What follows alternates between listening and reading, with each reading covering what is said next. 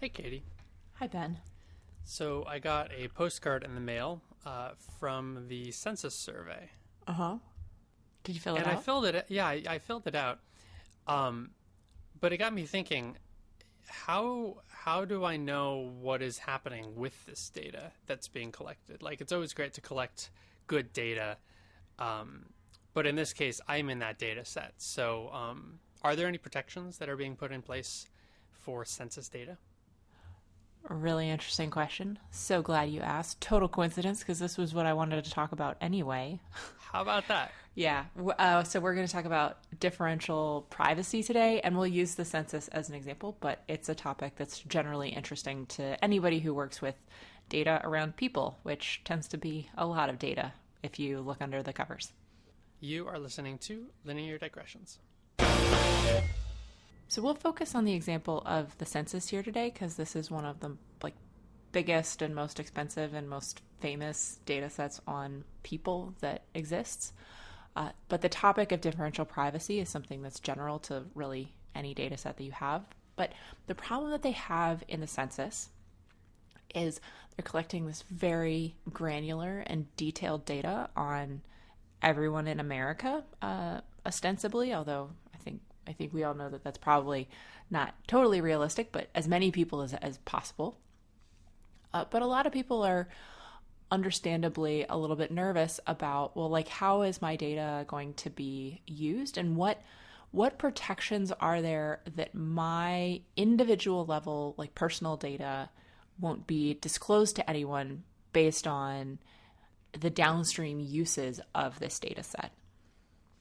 And I guess there are kind of two things in that. One is, how do we know that the government won't use this data to, say, target people who are undocumented?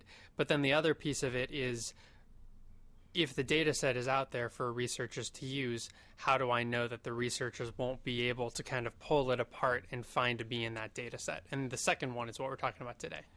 Yeah, we're going to focus on the second use case. And it's an important one. And I think the meaning of the word research in this context is it's actually pretty broad. So it can refer to folks like academic researchers who are getting versions of this data set to write sociology or political science papers. But it also refers to the way that many parts of the government just run and operate. So when things like congressional districts are being drawn, they're being drawn on the basis of census results. When state and local governments are asking for resources from the federal government, they're doing so on the basis of the number of people who live in their jurisdiction. In some cases, if you have a certain makeup in terms of socioeconomic status or race or something like that, then that can sometimes be the basis of additional funds that you can request for, like, programs, these kinds of things. So it's not just like, oh, we're kind of interested in this in an academic sense, but it's actually pretty important for the functioning of many of these pieces. And so there's different levels of data disclosure that are allowed for different types of research. So obviously, if you're making something externally available to an academic researcher who's going to publish on the basis of that data, there might be a different set of expectations versus internal usage for bookkeeping and accounting for the operations of the government. But in general, the question that you might have, especially for that case where your pieces of the data set with your individual information of them, if those are being made publicly available, you as a person in that data set might be wondering what someone who is smart and motivated and has access to that data set could discover about you as an individual. And that's where differential privacy comes in. And that might seem a little far-fetched, but we've had a number of episodes where we've gone into details of how what seem like fairly anonymized data sets, even intentionally anonymized data sets, you can kind of back out individual details, especially when you combine it with another source. So although it may seem far-fetched, it actually is feasible and does happen. Yeah, so there's like a fun story about this. That's called a record linkage attack, and so that's when the data set that you release does not itself have any personally identifying information, but there's a way that you could link it with perhaps some other data set. Maybe it's a data set that doesn't even exist yet, but that when you join them together, you can identify individuals. Fun story about this that I read as I was doing some research. There is a woman who is, if I'm not mistaken, a professor at Harvard now. She's very distinguished in the field of this sort of special topics in data science, like ethics, privacy, inequality of algorithms when they're being applied to like minority groups, these kinds of things. Her name is LaTanya Sweeney. When she was a graduate student at MIT, if I recall correctly, so this was in Massachusetts, there was a data set that was released of medical records of a whole bunch of people who were, I think, like state employees, or there was some kind of public database of medical records that the governor said, look, we have taken off everybody's names. We've taken off any publicly identifying information. So if you are an individual who's in this data set, like, don't worry, nobody's going to be able to know that it's you. Don't worry about it. So as a graduate student, she figured out how to do a record linkage operation. So she figured out how to join this publicly de-identified medical records database to another database that had PII attached and was able... Personally identifiable information. Yes, PII. Thank you. And was able through that information to find the governor in the medical records database. Whoa. Oh, that's funny. I know, that's sort of fun. So really demonstrating to him in a very direct way that he was mistaken. This was in, I think, some of the earlier days of differential privacy when people were just starting to think about, how having your data out in public view, even if you thought it was de-identified, was not entirely secure. So yeah, wow. So it's pretty cool. So anyway, the place where we are now as a society or something, academic community, let's say, is folks have been thinking about this problem for a while now, because obviously it's a problem that's really important to a lot of folks who have data being collected about them, which is basically everyone. And tech companies and the Census Bureau, which we're going to focus on today, have different ways of dealing with it. And one of the methods is differential privacy. That's going to be the main focus here today. So differential privacy is kind of interesting. The rough idea is that you add noise to the data set in such a way that if you do a particular calculation on that data set, you'll get the same answer regardless of whether a given individual is in the data set or not. So here's a simple example. Let's suppose that you have a data set and you want to run a query on it that says, what is the average salary of people in this data set? And you have individual level salary information for all of them. Or net worth. Let's use net worth. What's the net worth of all the people in this data set? And there's 100 people in the data set. And let's suppose that there's two different versions of the data set, and I give them both to you, and one of those versions has Bill Gates in the data set, and one of them doesn't. So the average salary in one of the data sets is going to be, let's say it has 100 people in it, it's going to be something like $1 billion. Yeah.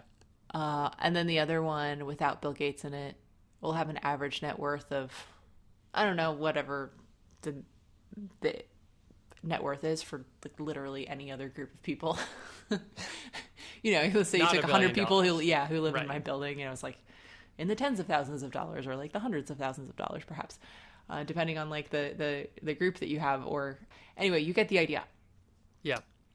So the idea of differential privacy is that then let's add a certain amount of noise to that output so that what you'll get instead is a range plus minus some uncertainty, and that uncertainty can change when you query the data set multiple times and things like this. So you never quite know exactly if you're getting the precisely correct answer, and you're probably usually not. But it does mean that now maybe Bill Gates would be pretty hard to hide in a data set like this, right. But in many cases, a little bit of fuzzing can obscure whether any particular person is in there or not. So I guess if you have a population of, I mean, I guess even 7 billion, Bill Gates is still hard to hide. But if you have a population of 100, then probably your fuzziness factor would be tremendously large because you need to be able to hide this crazy outlier in such a way where someone who's querying the data doesn't know if that person is there. And probably the fuzzing would have to be so large as to render that data almost useless. But maybe in a more moderate example, you'd be able to get away with less fuzzing. Yeah, and this is one of the things that's tricky about differential privacy is that, well, here, first of all, let me introduce the notion of what's usually called a privacy budget, which is an idea of how much tolerance you have for potentially re-identifying someone versus how much inaccuracy you're willing to put up with. The idea being that there's like a trade-off between the two. You can have something that's very differentially private, that there's very high degree of certainty or of security that an individual will not be re-identified. But as you say, that usually brings along with it a higher amount of fuzzing that you have to do to the data. And so there's a greater uncertainty or loss of accuracy when you go to do statistical analysis on that data set. Right. Okay. That was actually my next question is like by fuzzing or by introducing noise, you're making the data set less accurate. And so I like the idea of calling it a budget, figuring out what is your tolerance for, I guess, usefulness versus uselessness of the data is the other side of the coin of very private versus not particularly private. Yeah, and this is something that I think is so interesting in the census use case because with the census, what they are doing is they want to make a version of the data set available for research, but they want it to be differentially private. And so one of the things that they have spent a lot of time studying in the last year or so within the Census Bureau is what should that budget be? And trying to think of all the different ways that researchers, as far as they can anticipate, will want to slice and dice the data such that, maybe there's one calculation that carried out on a certain level is differentially private for a certain privacy budget. But then if a researcher were to do the same analysis, say on a much more granular level, that might not be differentially private. So what this means is that differential privacy is kind of like a relationship between an input data set, an output statistic, and any processing that you do in the middle. And so trying to think through like all of the permutations there is a huge part of the exercise, and it starts to get actually quite interesting and quite complex to try to understand how to do this as on the whole. Okay, the term makes a little bit more sense now. Differential privacy is I guess the term implies that we're looking at the relationship between your original unfuzzed data set and your new data set that you might be providing to people. And actually, I have a follow-up question. If I'm a researcher, does this mean that once this data set comes out, I will literally download a humongous file full of numbers? Or is this a system that I'm making queries against? That's a really good question. And I don't know how they're going to implement it. I think that there are versions of both. For this particular use case, I'm not sure. And I could imagine that there might be a few different versions that they might have depending on who you are and what it is you want to do with it. Yeah, the other interesting thing about that is if you're providing someone with an actual, here's a zip file, or here's a tremendously huge CSV or something, go ahead and download it. Well, once you publish it, you can't ever unpublish it, because even if you do unpublish it, someone may have downloaded it, backed it up, put it somewhere, maybe archive.org has it. But if you're running a service and the only thing that someone hitting your service gets is their results back, then you could always increase the anonymization of the data later on if there's some use case you realize that you missed or something. But, of course, the downside of that is it costs money to run a service. Yes, I will agree with that. I think it is for sure easier to think about ways that you can meter access to a data set if you are controlling the data set itself, and users can only access it through a service. Because what you can do in that case is you can run the underlying query and then fuzz the result and compare it to maybe all the other queries that have been run on that system before to make sure that you're not giving them a piece of incremental information that would allow any re-identification. I think that's one of the other things I'll just add as an aside about privacy budgets is that you can eat away at them query by query. And so the more queries you allow yourself to run on a data set, the larger the chance of being able to re-identify someone, no matter what the privacy budget is. That almost feels similar in concept to the idea of overfitting, where the more you hammer at it, the closer you get to molding exactly to what the actual underlying data set is. But please like shoot that idea down if it makes no sense. I don't know what I'm talking about. No, I think of it slightly differently. I think of it as like, imagine that you're trying to reconstruct like a very, very, very large object that has some very complicated like surface and structure and all this kind of thing. And so you can only see little pieces of it at any given point. Like maybe you can only take snapshots from 3 feet away. And so each of those snapshots only has a tiny glance at it.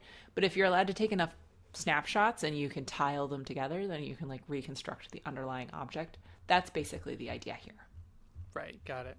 Yeah. But I think one of the things that's kind of funny and that's going to be a little bit interesting to see how the research community deals with this. So the idea of doing downstream analysis on this data is now a very interesting one, because imagine you're one of the researchers who's using a data set of, I don't know, whatever, census data, and you're going to correlate it with election outcomes. That sounds like something that a professor would do somewhere, right? Now your underlying data, maybe you find some trend in the data. Is that trend strong enough that you can say with confidence it would survive if the data set were tweaked within the bounds of what the fuzziness of the differential privacy introduces? You might find, if you drill down into a particular enough niche of the data set, that there's like negative 2.7 people who have a certain set of attributes and live in a particular area, because the actual number is like 4, but they had to fuzz it, plus minus 9, and then that takes them into negatives. And also, who's to guarantee that it's an integer? And so maybe it's a fraction of a person. Or maybe you say, what's the number of people under 50 and the number of people over 50 who live in this area, and those two numbers added together do not add up to the total number of people who live in that area. It starts to become really, really difficult to do differential privacy that also gives you internally consistent results in all the different ways that you would slice and dice it. So there's just this like fuzziness that gets all over everything in this way that I think academics are going to really love. They're going to think it's really super fun. Yeah, this seems pretty grumpy making if I'm a researcher. Because if I'm a non-malicious researcher, then probably my perspective is, okay, maybe I get why you have to do this, but God, I wish you could just trust me because I'm not malicious. But of course, you can't do that because you don't know who is and who isn't malicious.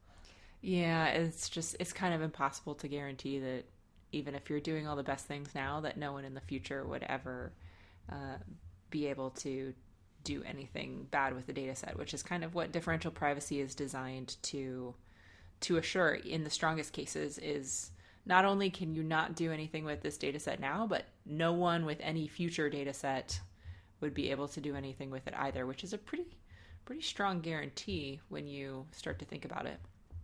Yeah, right. Wow. So yeah, the field of social science, the folks who use this data set, the Census Bureau announced a while ago that differential privacy is going to be part of their release strategy. So the field has had some time to start doing some of this research and trying to figure out how the analytics techniques need to adapt to the differentially private data set. And I think some of those studies are also informing the Census Bureau's strategy about how they're actually going to implement it. There are a couple of really good articles that we will link to on lineardigressions.com, where folks from various sides of this conversation are giving some readouts of that work. So yeah, it's kind of a big interesting experiment though.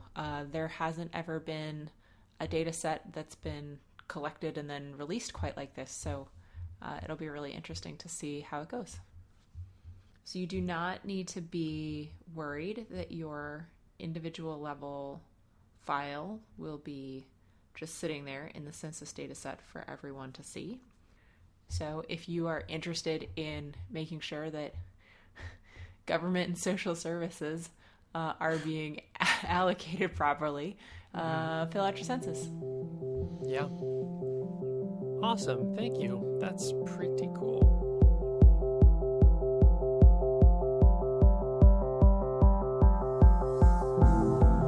Linear Digressions is a Creative Commons endeavor, which means you can share or use it any way you like. Just tell them we said hi. To find out more about this or any other episode of Linear Digressions, go to lineardigressions.com. And if you like this podcast, go ahead and leave us a review on iTunes so other people get to listen to this content too. You can always get in touch with either of us. Our emails are ben@lineardigressions.com and katie@lineardigressions.com in case you have comments or suggestions for future shows. You can tweet us at lindigressions. Thank you for joining us, and we'll see you next time.